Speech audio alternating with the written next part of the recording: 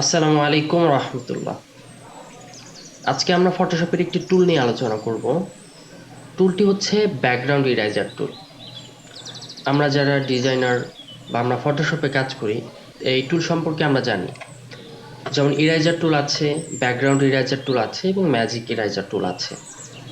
আমরা কম বেশি ব্যবহার করি ইরেজার টুল এবং ম্যাজিক ইরেজার টুল। ব্যাকগ্রাউন্ড ইরেজার টুলটা আমরা অনেকেই ব্যবহার করি না। এটা দুটি কারণ হতে পারে, আমি আমার দিক থেকে বলছি। প্রথমটি হচ্ছে যে আমরা আসলে এটার সঠিক ব্যবহারটা জানি না, বা এটি দিয়ে কাজ করার আমরা প্রয়োজন বোধ করি না। আজকে আমরা মূলত এটার কনসেপ্টটা ক্লিয়ার হয়ে নিব এবং এটি কিভাবে কাজ করা যায় সেটাই দেখব। অ্যাকচুয়াল পিক্সেল আপনাদের সুবিধার জন্য সবসময় কনসেপ্ট ক্লিয়ার করে থাকে। সেক্ষেত্রে আমরা কনসেপ্টটা প্রথমে ক্লিয়ার করে নেব। আমরা ইরেজার টুলের কাজটা জানি, সেটা হচ্ছে এটা সরাসরি কোথাও ড্র্যাগ করলে এটি ইরাইজ করে দেয়, কোনো কিছু মুছে দেয়। আর ম্যাজিক ইরেজার টুল যেটা, এটি আসলে সলিড কালার বা একই কালারকে এক ক্লিকে রিমুভ করে দিতে পারে। যেমন এখানে যতটুকু এক কালার সে ম্যাচ করতে পেরেছে, সে এক ক্লিকেই এগুলো রিমুভ করে দিচ্ছে। আমরা এই দুটি টুলের কাজ একটু সংক্ষিপ্তভাবেই দেখলাম। এখন আমরা দেখব ব্যাকগ্রাউন্ড ইরেজার টুলের কাজটি কিভাবে করে এবং এটির কাজ কি। কনসেপ্টটা ক্লিয়ার হয়ে নিতে হবে। এই টুলটির কাজ হচ্ছে একইভাবে প্রথম টুলটার মতো, অর্থাৎ এটা ব্যাকগ্রাউন্ডটা এভাবেই রিমুভ করে দেয়।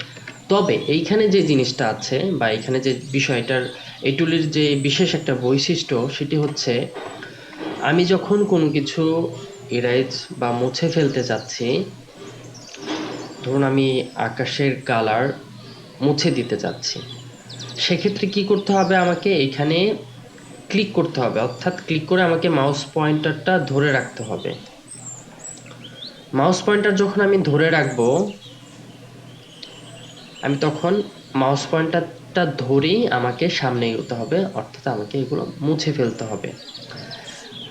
আচ্ছা, এখানে যে বিষয়টা এখন হচ্ছে, আমি একটু নিচের দিকে যাই, তাহলে আমরা কনসেপ্টটা আরেকটু ক্লিয়ার হবে। যে বিষয়টা একটু লক্ষণীয়, এই টুলটি কিন্তু অন্য কোনো কালার মুছে দিতে পারছে না।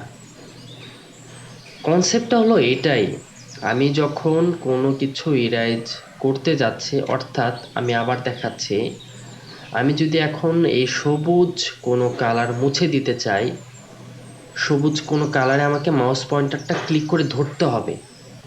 এখন এখানে যত সবুজ কালার আছে, সে শুধু ওই কালারটা ইরেজ করতে পারবে, মুছে দিতে পারবে, অন্য কোনো কালার সে মুছতে পারবে না। যেমন আমরা যদি আকাশের দিকে নেই, দেখেন আমাদের এইখানে কোনো কাজ হচ্ছে না, সে শুধু সবুজ ব্যাকগ্রাউন্ড বা সবুজ কালারের উপরেই কাজ করতে পারছে। আশা করি আপনাদের কনসেপ্টটা ক্লিয়ার হয়েছে। এখন আমরা থাম্বনেলে আমাদের যেভাবে ছিল আমরা সেভাবে করব, এবং এটা আসলে রাইজ করে কিভাবে নতুন একটা ব্যাকগ্রাউন্ড অ্যাড করা যায় আমরা পাশাপাশি এটাও দেখব। সেক্ষেত্রে আমরা আবার বিষয়টি একটু রিপিট করছি। যেহেতু আমি চাচ্ছি আমাদের এই আকাশি কালার, যে কালারটা আমরা রিমুভ করতে যাচ্ছি, সেই কালারে আমি ক্লিক করে প্রথমে কালারটা সিলেক্ট করলাম যে আমার শুধু এই কালারটা, আমাকে মাউস পয়েন্টারটা ছেড়ে দেওয়া যাবে না। আমি এখন গাছের এখানে দেখেন আমাদের গাছের অংশটা সম্পূর্ণভাবে আছে, শুধু যে কালারটা আমরা মুছে দিতে যাচ্ছি সেই কালারটাই সে রিমুভ করে দিচ্ছে।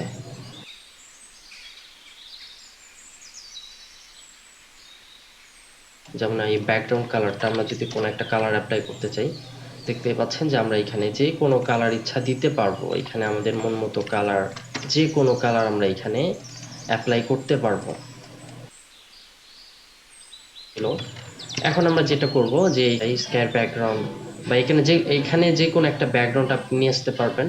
যেহেতু এটা পিএনজি আকারে আছে, আপনার পেছনে যে কোনো ব্যাকগ্রাউন্ড আমরা এখানে সেট করতে পারি। আমার কাছে যেহেতু একটা ব্যাকগ্রাউন্ড কপি করা আছে, আমরা সেটা পেস্ট করে দেখি। এটা শুধু আমি এটা নিচে নিয়ে আসবো, দেখেন আমরা আমাদের একটা কাস্টমাইজ একটা ব্যাকগ্রাউন্ড আমরা এখানে ব্যবহার করতে পারলাম। আশা করি আপনারা কনসেপ্টটা ক্লিয়ার করতে পেরেছেন এবং বিষয়টা বুঝতে পেরেছেন যে ব্যাকগ্রাউন্ড ইরেজার টুলটা আমাদের কোন ক্ষেত্রে কাজে লাগতে পারে এবং আমরা এটা কিভাবে কাজ করব এই টুলটি দিয়ে। ভিডিওটি কেমন লাগলো অবশ্যই কমেন্টসে জানাবেন। যদি ভিডিওটি ভালো লেগে থাকে আমাদের এই ছোট্ট চ্যানেলটি সাবস্ক্রাইব করে আমাদের সাথে থাকবেন। Thanks for watching.